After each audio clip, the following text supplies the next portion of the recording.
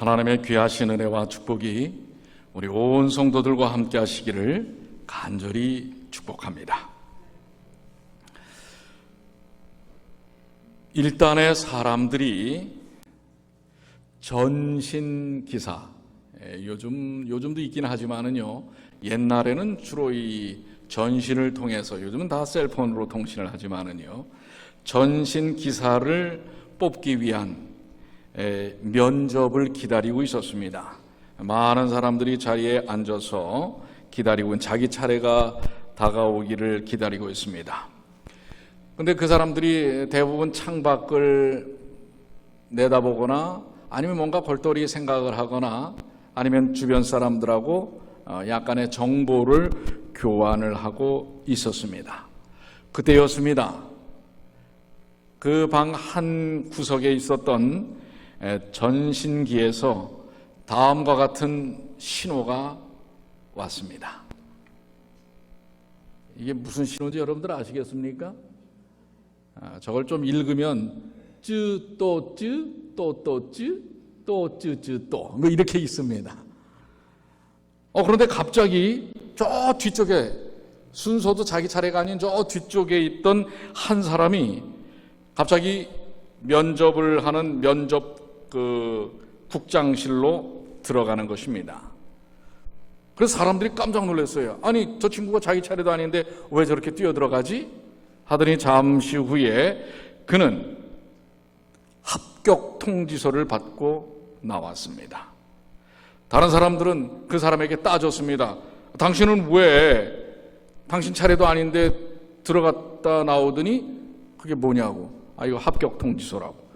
아니, 이게 어떻게 그렇게 될 수 있느냐고 했을 때 이 사람이 한 말이, 조금 전에 여러분들 저 전신기에서 나왔던 이거를 모르스 부호라고 합니다. 이 모르스 부호를 혹시 듣지 못하셨습니까? 그 모르스 부호의 내용은 다음과 같습니다. 이 전신 정보를 듣는 사람은 곧 국장실로 들어와서 합격 통지서를 받아가시오. 다른 사람은 딴청을 부리다가 정작 들어야 할 전신 부호를 듣지 못한 것입니다. 바로 이때 합격을 한 사람이 토마스 에디슨입니다. 여러분들, 오늘 우리가 이곳에서 누구의 음성을 좀 들으면 좋을까요? 우리 하나님의 음성을 들어야지요. 여러분, 그러나 딴 생각을 하고 전혀 들을 준비를 하지 아니하면 정작 들려도 들리는 게 아니라고 하는 것입니다. 우리 옛말에 양병 10년 용병 1일이라는 말이 있어요. 이 말의 뜻은 병사를 키우는 데는 10년이 걸리고 병사를 쓰는 데는 하루밖에 안 걸린다는 것입니다. 그러니까 병사를 길러내는 것은 10년이 걸리지만 하루 만에 쓰여지고 말 수도 있다고 하는 것입니다. 하루를 쓰기 위해서 10년을 준비하는 것은 헛된 것이 아니라고 하는 것입니다. 여러분들, 1만 시간의 법칙이라고 있어요. 이게 무슨 뜻입니까? 어떤 일을 위하여 1만 시간을 투자하면 전문가가 된다고 하는 것입니다. 여러분들, 성경 박사가 되길 원하십니까? 성경을 연구하는데 1만 시간을 투자해 보시길 바랍니다. 여러분들, 전도 챔피언이 되길 원하십니까? 전도하는 데에 1만 시간을 투자해 보시게 되기를 바랍니다. 여러분들, 한참 요즘 저 플러싱에 있는 매도우 파크에서 지금 뭐가 이루어지고 있죠? US 오픈 테니스 대회가, 세계의 이 3, 4대 메이저 테니스 대회가 지금 이루어지고 있습니다. 우리 한국에 오늘입니다. 근데 또 이렇게 얘기하고 나면 지금 몰수보를 안 듣고 또 엉뚱한 걸 지금 상상할 분들 계실 텐데, 한국의 정현이라고 하는 친구가 1라운드, 2라운드를 이기고, 이 사실 1라운드, 2라운드 올라가기도 쉽지 않은 것입니다. 왜냐하면 2라운드까지 가면 이제 그 다음 3라운드 이기면 16강이 되는 거예요. 그런데 지금 32강까지 올라갔나요? 2라운드를 했는데 그것도 저도 기사를 봤는데 2대0으로 지고 있다가 내리 3세트를 이어서 3대2로 역전을 해가지고 오늘 세계 랭킹 2위인 나달이라고 하는 친구랑 오늘 붙습니다. 예. 제가 오늘 테니스 경기 얘기를 하려고 한 게 아니라 여러분들 그 유명한 테니스 대회 중에 영국의 윈블던 대회가 있어요. 그런데 이 윈블던 테니스장은 1년에 딱 2주만 사용을 합니다. 왠지 아세요? 그 세계 메이저급 테니스 대회이기 때문에 다른 날은 경기장을 오픈하지 않습니다. 그런데 2주를 위해서 1년간을 관리자들은 관리를 한다고 하는 거예요. 여러분들은 363일은 헛된 것입니까? 363일이 아니죠. 이틀이 아니죠. 2주니까 한 50일은 헛된 것입니까? 아니죠. 그 2주를 위해서 준비하는 것입니다. 여러분들 준비하는 시간은 결코 낭비하는 시간이 아닌 것입니다. 준비가 잘 돼야 뭔가를 할 수 있는 것입니다. 여러분들 정작 시험을 보러 가는 학생이 수험표를 가지고 준비를 하지 않았다고 생각을 해보세요. 근데 여러분들 이런 경험은 많으시죠? DMV를 가서 이제 운전면허증을 갱신을 하는데 여러 가지 조건이 있어요. 점수를 다 매겨가지고 여러 서류들을 준비해야 되는데 준비를 제대로 안 하가면 여러분 DMV에 몇 번 왔다 갔다 하는 사람들도 있는 것입니다. DMV 하니까 난 요즘 면허증도 안 사용하고 필요 없는데 우리 어르신들 소셜 오피스에 여러분들 소셜 오피스에 한 번에 가서 딱 되는 경우가 많습니까? 서류가 뭐가 부족하다, 뭘 더 보충해라 이렇게 해서 가는 그러니까 준비가 안 되면 얼마나 많은 수고를 해야 되는지 모릅니다. 아까 제가 광고 시간에 여러분들이 이 롱 위크엔드에 왜 여기 오셨습니까? 그랬는데 여러분들 진짜 잘 오셨어요. 여러분들은 다른 데 휴가를 안 가셨지만 오늘 저랑 좀 마지막 휴가를 좀 떠나시면 어떻겠어요? 근데 여러분들 모처럼의 휴가를 가는데 외국 여행 휴가를 가는데 이제 공항에서 비행기 티켓을 예약한 비행기 티켓을 딱 끊으려고 하는데 주머니에 뭐가 없어요? 여권이 없어요. 비행기 시간은 다 됐는데 여러분 가실 수 있어요? 송 장로님 다음 주에 독일 가시죠? 여권 꼭 챙기세요. 예? 정작 여행을 가는데 여권 없이 외국 여행을 어떻게 가느냐라는 것입니다. 준비가 필요합니까? 준비가 필요합니다. 준비가 덜 되어서 발을 구르는 경우가 없도록 해야 합니다. 여러분들 마태복음 24장 44절에 우리는 어디를 향해서 여행을 떠난 사람입니까? 이러므로 너희도 준비하고 있으라. 생각하지 않은 때에 누가 오리라? 예수님이 우리를 데리고 어디를 가시려고요? 하늘로 가는 여행을 가시려고 하는데 뭐가 없어요? 하늘 여권이 없어. 준비가 안 돼 있어. 그때 발 동동 굴러 봐야 어때요? 그때는 늦어버리고 못 가는 것입니다. 그러니 여러분들 이번 롱 위크엔드에 여행 못 가셨다고 서운해하시지 마시고 오늘 우리 어디로 가는 여행을 한번 시작해 볼까요? 하늘로 가는 여행. 이거야말로 정말 여러분들 대단한 여행이 아니겠습니까? 그러면은 우리는 무슨 준비가 필요할까요? 하늘로 가는 여행에는 무엇이 필요한가라고 하는 것입니다. 이 일을 위해서 친절하게 우리 주님께서 가이드가 되셔가지고선 안내 사항을 보내주셨어요. 마태복음 26장 19절에 제자들이 예수께서 시키신 대로 하여 무엇을 준비하였더라? 유월절을 준비하였더라. 예수님께서도 제자들에게 유월절을 준비토록 하셨어요. 왜 예수님은 친절하게 제자들에게 유월절을 준비하시도록 하셨는가? 여러분들 이 유월절이 무엇입니까? 보좌 선지자 277쪽은 이렇게 설명하고 있어요. 유월절은 기념인 동시에 모형적이요 애굽에서 구원받은 과거를 가리킬 뿐 아니라 장차 그리스도께서 그분의 백성을 죄의 속박에서 석방하시고자 하는 더 큰 구원을 예표하는 것이다. 이제 이 죄된 이 세상에서 뭐예요? 이제 다 내려놓고 어디로 가는 여행을? 하늘로 가는 여행을 가도록 하신 것이 바로 이 유월절의 모형을 통해서 우리에게 보여주신 것인데, 근데 이 유월절을 제자들에게 어떻게 하라고 그랬어요? 준비토록 하셨잖아요. 근데 여러분들 이 유월절 준비를 어떻게 해야 할까요? 유월절 준비를 제대로 하려면 유월절의 시작점으로 가야 합니다. 자, 그래서 이제 여러분들, 우리가 하늘로 가는 여행을 위해서 주님께서 가이드라인, 안내서를 보내셨는데, 이제 시간 여행으로 지금 거슬러 올라가서, 자, 유월절의 시작. 여러분들 출애굽기 12장 3절로 11절에 있는 말씀입니다. 자, 좀 긴 말씀이지만 그래도 배경을 여러분들이 한번 말씀을 읽어보시는 게 정리를 위해서 필요합니다. 자, 이스라엘 백성들이 애굽에서 종노릇하다가 이제 드디어 애굽에서 하나님께서 인도해내시는데 마지막 뭐예요? 관문에 걸려 있는 것입니다. 열재앙이죠.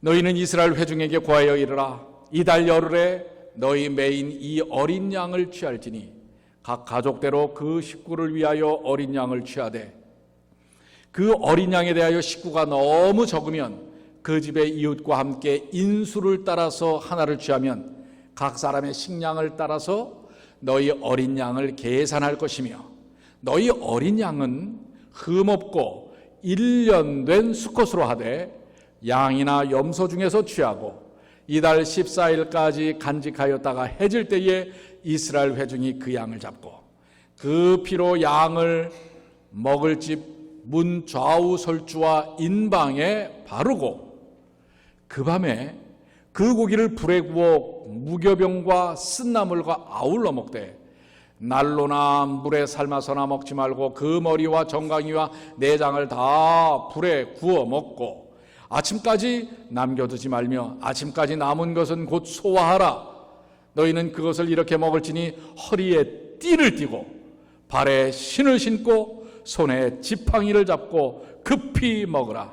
이것이 여호와의 유월절이니라. 이것이 여호와의 무엇이라고요? 유월절이니라. 이것이 유월절의 시작입니다. 이스라엘 백성들은 지금 가슴이 벅차오르고 있습니다. 이 430년 동안 노예로 종으로 살았어요. 자유 없이, 국가 없이 살아왔던 것입니다. 그런데 이제 이 생활을 청산하고 고향으로 돌아가는 그날이야말로 아마 그들은 며칠 동안 잠을 설쳤을 거예요.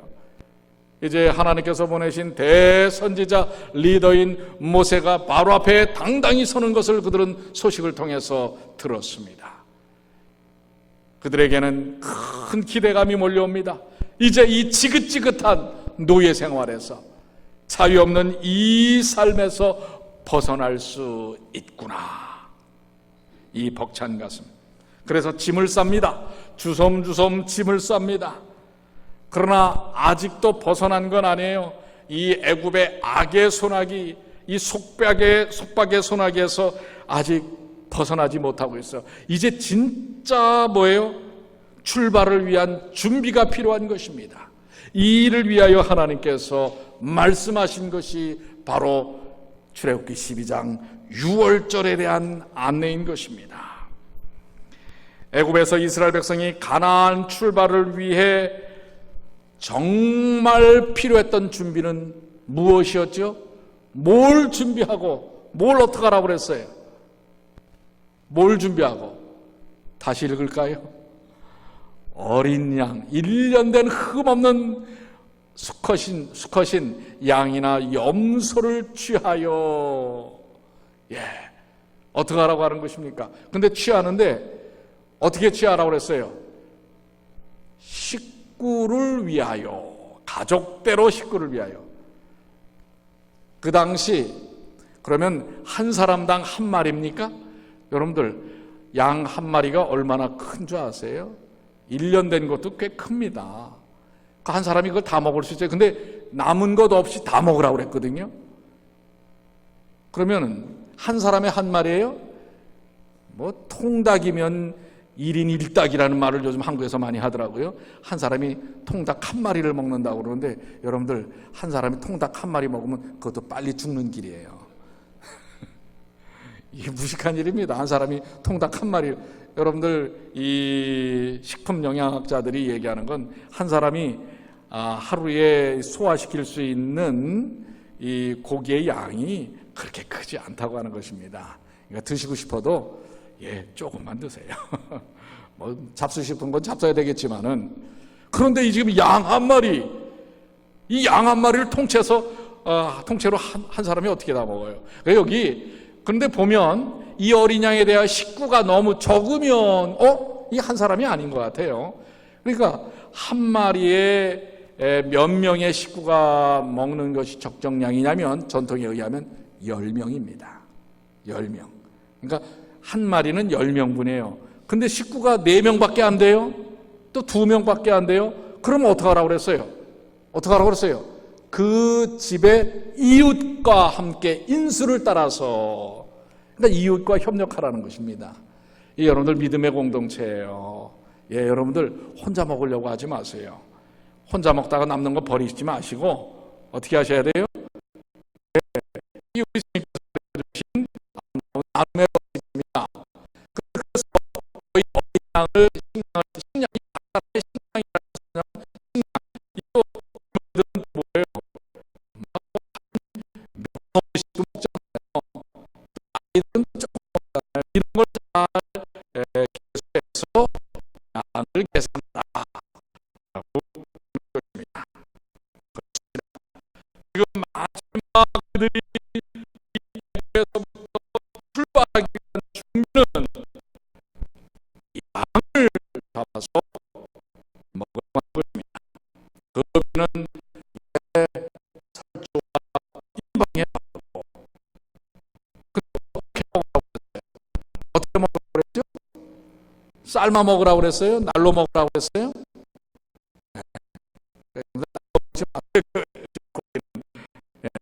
근데 왜 구워 먹으라고 했을까요? 삶는 거는 여러분들 삶을 내면은 물에다가 다 집어넣어야 되잖아요. 양 한 마리를 다 집어넣으려면 그만한 큰 용기, 식기가 있겠어요. 그러니까 어떡합니까? 자르잖아요. 각을 떠서 자르게 돼요. 근데 여러분들 예수님께서 십자가에 달리셨을 때 험집이 나셨어요? 정강이나 뼈가 부러지셨어요? 통째로 십자가에 달리신 거예요. 온몸으로. 그래서 양도 이 삶지 말라고 하는 것은 삶을 내면 그 용기에 집어넣기 위해서 각을 떠서 자르기 때문에 자르지 않기 위해서 어떻게 해요? 통째로 불에 구우라는 것입니다. 자, 그 다 의미가 있어요. 그런데 이 양을 잡을 때 언제 잡아요? 이달 14일 간적하게 해질 때에 이스라엘 회중이, 이 해질 때라고 하는 것은 저녁과 저녁 사이, 즉 5시 사이, 시간이죠.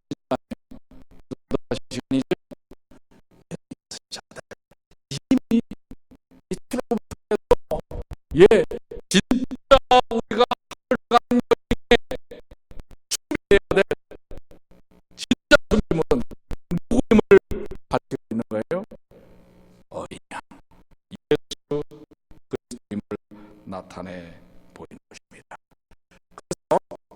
그래서 이 7쪽에 그리스도가 연시생을 받은 양은 우리들의 구원의 유일한 힘을 하나님의 어린 양 곧 그리스도를 나타낸다.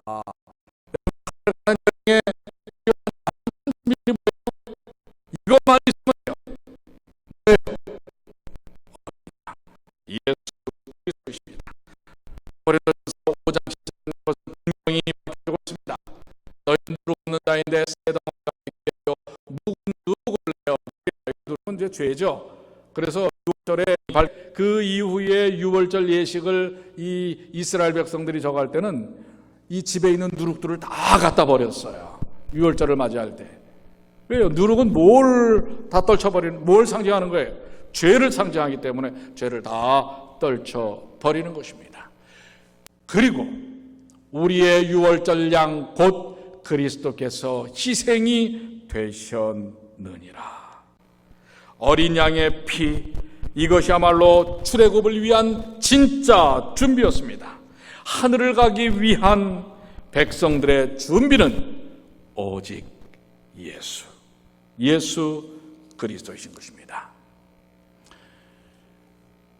사람들이, 여러분들 신호등에 한번 보세요. 특히 우리 맨하탄은 특히 그렇습니다. 아직 분명히 스탑이에요. 이렇게 빨간 손이 딱 들려 있잖아요. 그런데 이제 조금 있으면은 곧 파란불로 바뀔 텐데 사람들이 그걸 못 참아서 어떻게 해요? 엉덩이를 들썩들썩 하다가 누구라도 한 사람이 가잖아요? 그러면 어떡합니까? 쭈르륵 하고 따라가는 것입니다. 여러분들은 안 그러시죠? 웃는 거 보니까 찔리시는 것 같아. 그런데 그때 바로 할머니의 손을 잡고 있던 꼬마가, 할머니 다들 건너가요. 우리도 빨리 건너요. 그랬더니 할머니는 움직이기는커녕 손주의 손을 꽉 잡아당기면서 다정한 소리로 저 사람들을 보지 말아라. 우리는 항상 신호등에 파란 불만 바라보고 따라가야 해. 그래야 안전하게 건널 수가 있단다. 여러분, 그렇습니까? 언제 어디서 자동차가 튀어나올지 모르는 것입니다. 이제 여러분들 앞으로 맨하탄에서도요, 그 신호 위반하면 티켓 띈답니다. 그리고 특별히 길 걸으면서 이 셀폰 하고 있으면 그것도 티켓 긋습니다. 자, 제가 여러분들 티켓비 많이 벌어드릴 거예요. 자, 그렇습니다. 스탑. 죄에 대하여는 우리가 분명히 스탑해야 합니다. 그리고 파란불, 우리에게 있어서의 인생의 파란불, 하늘 가는 여정에 있어서의 파란불은 무엇입니까? 그것은 바로 우리 주 예수 그리스도, 생명이신 그분만을 바라보고 가야 하는 것입니다. 괜히 주변에서 강남 따라 친구가 네요. 친구 따라 강남을 가죠. 그렇게 해서 그냥 따라가서는 안 되는 것입니다. 우리는 분명하게 누구를 바라보고요. 우리 여기 보니 이렇게 바라보니까 여기에 우리 플랜카드가 있어요. 우리 한번 다 읽어보실까요? 시작. 나의 우선순위는 하나님 당신이십니다. 파란불이신 하나님, 우리 주 예수 그리스도만을 바라보고 가장 인생의 우선순위, 우리가 집중해야 될 그분만을 바라보고 가겠다고 하는 것입니다. 여러분들, 이것이 하늘을 향해 가는 여행길에 있는 여러분과 저의 진정한 준비가 되어야 하는 것입니다. 조금 전에 우리 예수님께서 제자들에게 유월절을 준비하도록 준비시키셨지요. 자, 그 준비하신 것이 무엇인지를 마태복음 26장 26절로 29절에 보면 자세히 설명하고 있습니다. 그들이 떡을 먹을 때에 예수께서 떡을 가지사 축복하시고 떼어 제자들에게 주시며 이르시되 받아 먹으라. 이것은 내 몸이니라 하시고 또 잔을 가지사 감사기도 하시고 그들에게 주시며 이르시되 너희가 다 이것을 마시라. 이것은 죄사함을 얻게 하려고 많은 사람을 위하여 흘리는 바 나의 피 곧 언약의 피니라.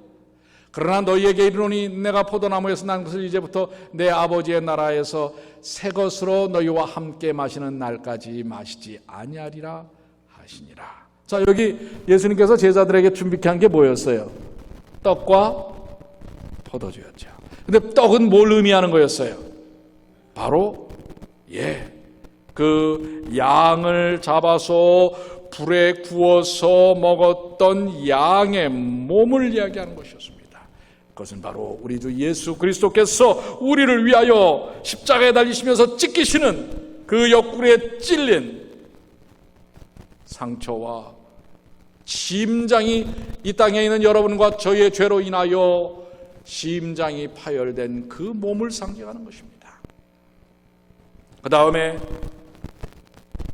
출애굽에서 이스라엘 백성들이 설주와 인방에 발랐던 어린 양의 피는 우리를 위하여 가시면류관을 쓰며 흘리신 피, 옆구리를 찔리면서 주르륵 흘러내리셨던 예수님의 피, 손과 발에 못이 박히면서 흘리셨던, 또한 심장이 터지면서 흘리셨던 그 피, 희생의 피를 상징하고 있는 것입니다. 그렇게 준비된 6월절의 준비물들을 어떻게 하라고 그랬어요? 이것을 받아서 뭐하라? 먹으라. 여러분들, 하늘 가는 여행길에 진정 준비되어야 할 것은 예수님의 몸이신 떡, 이것을 받아 먹는 것입니다. 이것이야말로 우리들이 이 생명의 떡이신 예수 그리스도, 또 그분이 우리에게 생명을 주시기 위해 허락하신 하나님의 말씀, 이 말씀의 떡을 받아 먹는 일이 필요한 것입니다. 이것은 꼭 설교를 통해서 전달되는 말씀만을 의미하는 게 아닙니다. 오히려 더 많은 것은 여러분들이 매일 깊은 말씀의 묵상을 통해서 하나님의 생명의 떡을 받아 먹어야 하는 것입니다. 그런데 이 받아 먹은 떡을 어떻게 하라고 그랬어요? 소화시키라고 그랬어요. 그리고 어떻게 먹으라고 그랬어요? 출애굽기에는 어떻게 먹으라고 그랬어요? 급히 먹으라고 그랬어요. 급히. 왜 급히 먹으라고 그랬어요?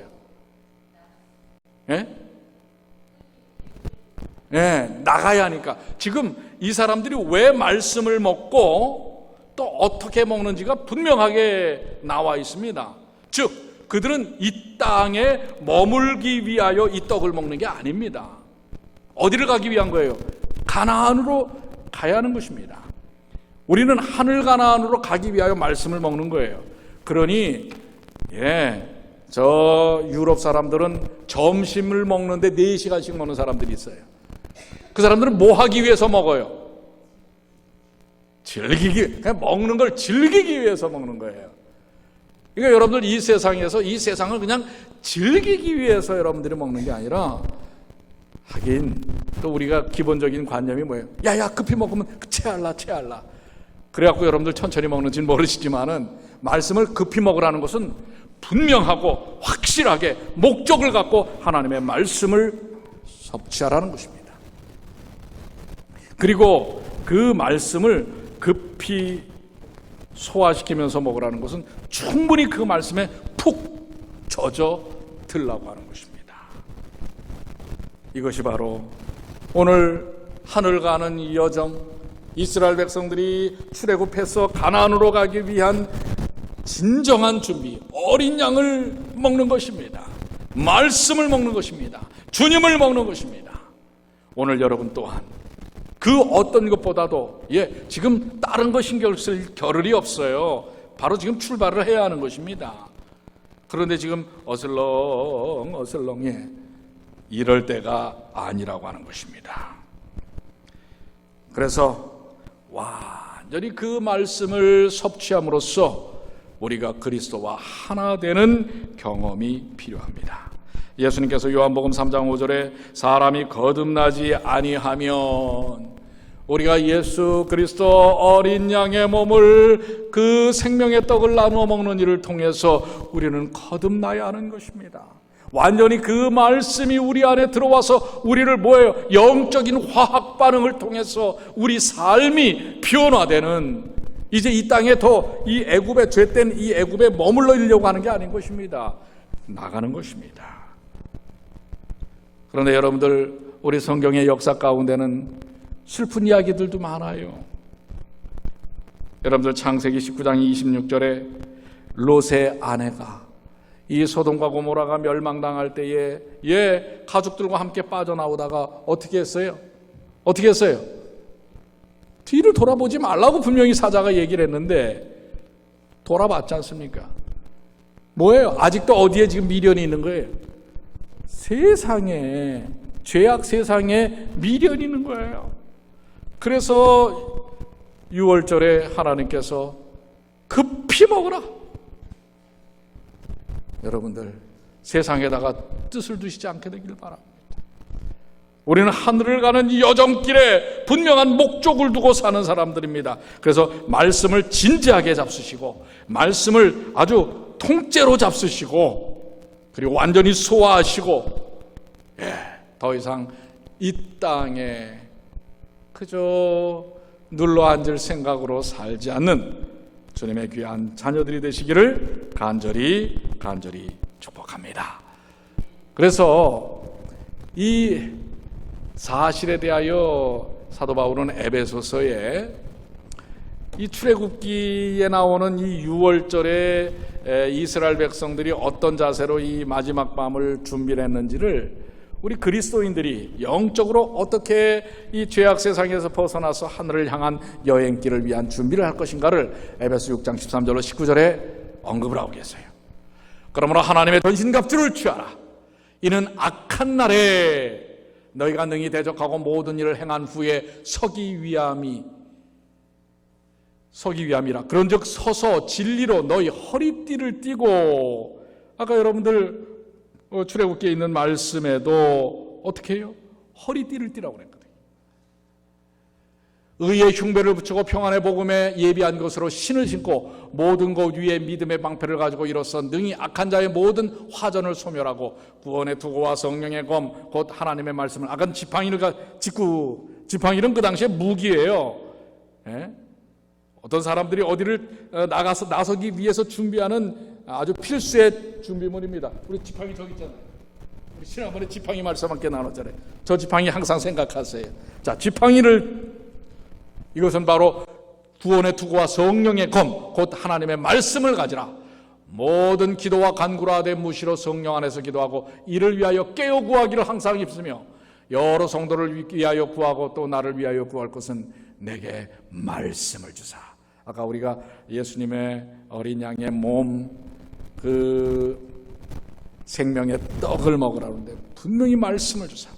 나로 입을 벌려 복음의 비밀을 담대히 알리게 하옵소서. 그렇습니다. 우리는 허리에 띠를 띠고 이 진리로 우리의 삶을요 질끈 동여매라고 하는 것입니다. 그래서 이 세상에 풀어지지 않게 진리의 말씀으로, 여러분들 아시는 대로 예전에 이스라엘 백성들은 이 통옷을 뒤집어 입었어요. 그러니까 이게 뭐 바느질을 한 게 아니기 때문에 너풀대요. 그래서 어떻게 하는 거예요? 허리띠를 띄어야만 신속히 이동성을 가질 수가 있는 것입니다. 여러분들, 우리 그리스도인의 삶이 정말 역동적이고 생명력이 있기 위해서는 진리, 말씀으로 허리띠를 띄어야 하는 것입니다. 자, 여러분들이 허리띠를 좀 잘 띠는 일이 준비되어야 합니다. 성경을 연구하고 우리 안실학교 과정을 여러분들 일주일 내내 얼마나 바쁘세요. 그래서 성경 볼 시간도 없지요. 과정 공부할 시간도 없지요. 그런데 준비하셔야 돼요. 진리로 허리띠를 띠셔야 돼요. 지금 다른 것보다도요 더 중요한 게 말씀으로 어린 양의 몸을 먹어야 하는 것입니다. 이걸 하지 않냐고는 안 되는 거예요. 제자 훈련도 해야 하고, 여러 말씀의 집회에 여러분들 좀 허리띠를 질끈 동여맨 것처럼 말씀의 잔치마다 참여를 하십시오. 그 다음에 뭐예요? 신으라고 그랬죠. 복음에 예비한 것으로 신을 신고, 이것은 바로 뭐예요? 발로 하나님의 그 뜨거운 사랑과 복음을 어떻게 하는 거예요? 발로 전하는 것입니다. 여러분, 복음을 말로 전할 것 같지요? 아니에요. 발로 전합니다. 왠지 아세요? 말 아무리 잘하면 뭐래요? 가지 않는데. 그래서 복음은 뭐로 전하는 거라고요? 발로 전하는 거예요, 발로. 네. 그래서 이 복음에 예비한 신을 신고, 그래서 전도지도 나누고 개인 전도도 하고, 우리 이웃과 사귀고, 이러한 일들이 지금 이 6월절의 역사 속에 다 드러나는 거예요.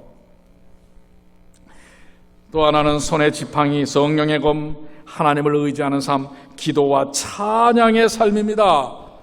그러니 여러분들 잊어버리셨던, 언제 참여했는지 기억도 안 나는 금요 기도의 집회에 참여하려고 한번 도전을 해보세요.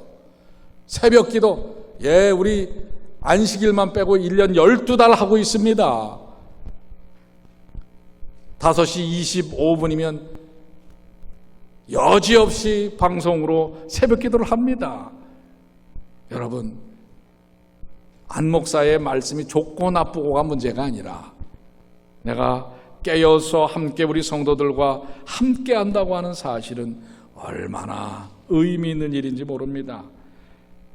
이제 여러분들의 셀폰과 전화기를, 그것도 여러분들 불편하시면 이야기만 하세요. 제가 전화를 넣어드립니다. 받기만 하면 돼요. 나 혼자 하지. 혼자 하시는 것도 중요합니다. 그러나 연합된 기도에 하나님의 역사가 더 크게 일어나는 것을 여러분들 경험하시지 않습니까? 여러분, 준비해야 합니다. 나중에 다 시간 지난 다음에, 버스 떠난 다음에는 아무리 손을 저어봐야 되지 않는 것입니다. 준비된 발걸음, 준비는 닥쳐서 할 수가 없습니다.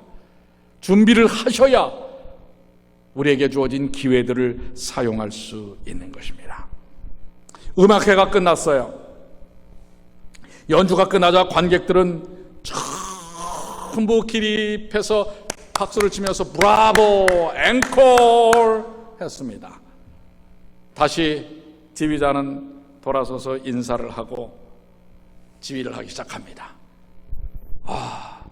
청중들은 아직도 그냥 그 감동이 남아있어요.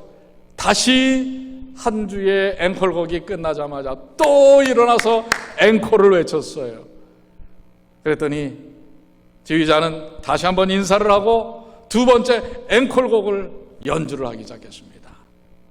두 번째 앵콜곡이 끝나자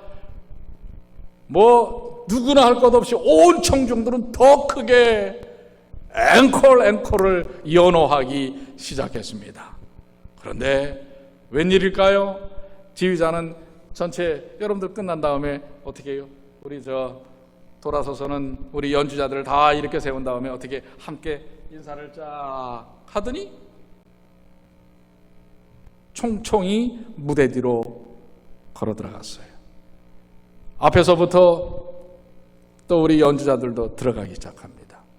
아무리 앵콜을 외쳐도 세 번째 앵콜곡은 나오지 않았어요. 여러분, 왜였을까요? 준비된 앵콜곡이 두 곡밖에 없었어요. 여러분, 아무리 뉴욕 필하모니 세계적인 오케스트라라 할지라도요, 준비하지 않은 앵콜곡은 안 한다는 사실을 여러분들 아십니까? 준비돼야 합니다. 준비돼야만. 정인양 그렇습니까? 정인양도 독주회 많이 하잖아요. 앵콜 준비 안 한 건 해요, 안 해요? 근데 여러분, 전문가들은 절대 안 합니다. 저같이 비전문가는 해요. 연습도 안 하고 기타 치고 창피당하고 그래도 또 해. 그러나 전문가들은 연습 안 하면 안 합니다. 그게 전문가이기 때문에 그런 것입니다. 자, 오케스트라뿐만 아니라 신앙과 인생에도 뭐가 필요합니까? 뭐가 필요해요? 준비가 필요합니다.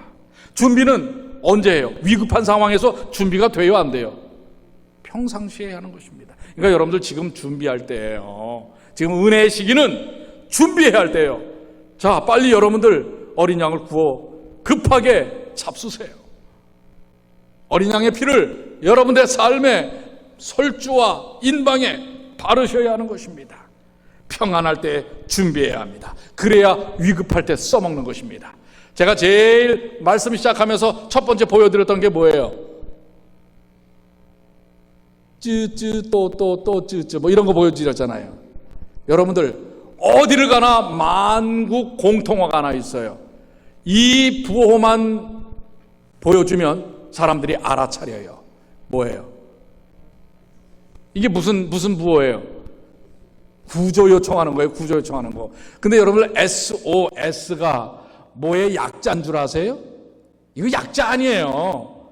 그냥 약속이에요. 이건 그래서 부호라고 그래요. 기호라고 그래요. 뭐 이걸 갖다 무슨 영어에 무슨 아무리 여러분들 사전을 찾아보십시오. 구글 선생한테 물어보세요. 안 나와. 그냥 뭐라고 나오냐면 이건 그냥 약속된 부호라고 나와요. 그런데 여러분들 이 SOS 영어로 그냥 SOS 하면 이게 긴급한 상황이면 누구나 다 알아들어요. 전 세계가 다 알아듣습니다. 근데 이거를 여러분들이 말을 할 수 없는 순간이 되면 예를 들어 어디에 감금이 돼 있다든지 이러면은요. 그 밑에 이게 아까 말한 모르스 부호예요. 이거는 웬만한 구호 계통에 있는 사람들은 다 합니다. 이게 말이 전화가 안 될 때는 이 말로 통신이 안 될 때는 왜냐하면 전기를 통해서 전파를 보내는 거거든요. 그래서 짧게 누르면 또 한번 따라해 보세요. S는 뭐냐면 또 해보세요. 연습할 때 준비할 때 하나 말이에요. 언제 써먹을지 몰라요. 그걸 여러분들 앞에 그 의자를 한번 두드려 보세요. 네, 이게 S예요. 그 다음에 O는 뭐예요? 쯔. 자, 그러면 SOS를 어떻게 하는 거예요?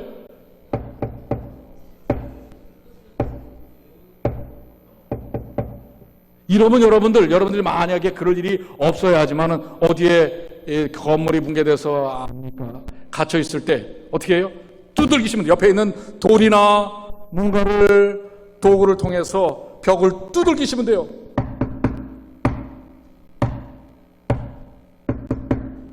이게 뭐예요, 그럼? 살아있다는 것이고 구조를 요청한다고 하는 것입니다. 자, 2부로 한번 할까요?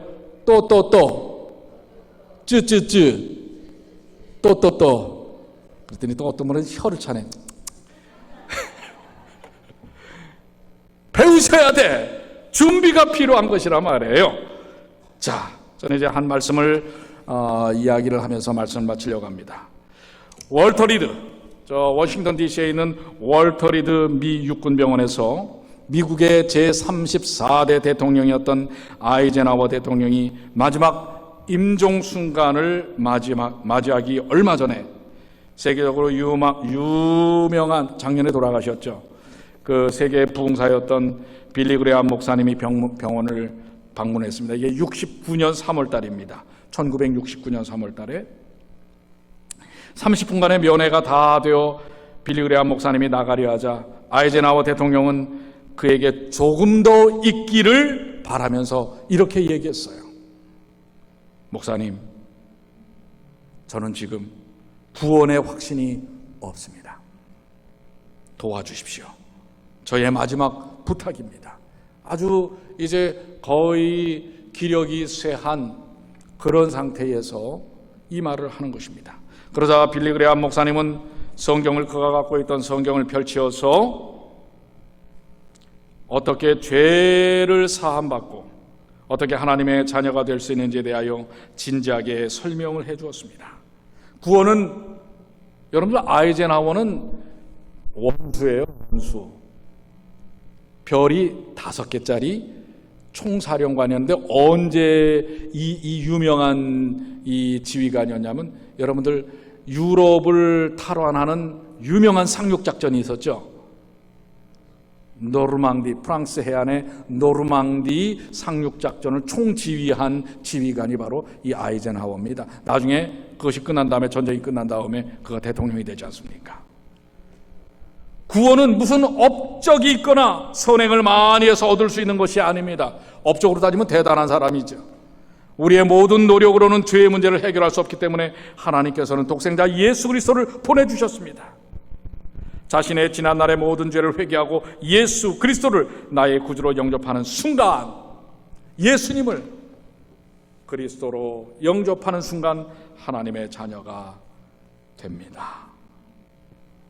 이 이야기를 듣고 아이젠하워는 다시금 그의 마음속에, 그가 원래 장로교인입니다.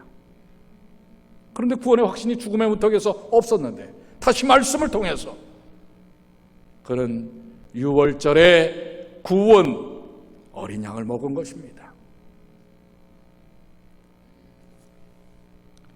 예수 그리스도를 구주로 영접했습니다. 기도를 마쳤을 때 아이젠하워가 마지막 유언이죠. 마지막 말이니까요. 목사님, 감사합니다. 나는 이제 준비되었습니다. 하늘 가는 여행, 여러분들은 준비되셨습니까? 우리 주님은 여러분과 저를 위해 계시록 21장 2절에 또 내가 보니 거룩한 성 새 예루살렘이 하나님께로부터 하늘에서 내려오니 그 준비한 것이 신부가 남편을 위하여 단장한 것 같더라. 어린 양을 통하여 구원받은 여러분과 저를 위해 우리 하나님께서는 뭘 준비하셨다고요? 거룩한 성 새 예루살렘을 준비하셨는데 신부가 남편을 위하여 단장, 얼마나 아름답게 정말 마음을 다하여 준비할까요? 신부가 남편을 맞이하기 위해서 그 마음으로 주님이 여러분과 저를 위해 준비하셨단 말이에요. 오늘 그 하늘 가는 여행, 이 귀한 여행의 종착지에 함께 하시길 원치 않으십니까? 주님은 우리를 위해 준비하셨습니다. 여러분들 또한 이 평화롭고 안정한 시기에 준비된 발걸음을 내딛는 주님의 귀한 자녀들 되시기를 간절히 축복합니다.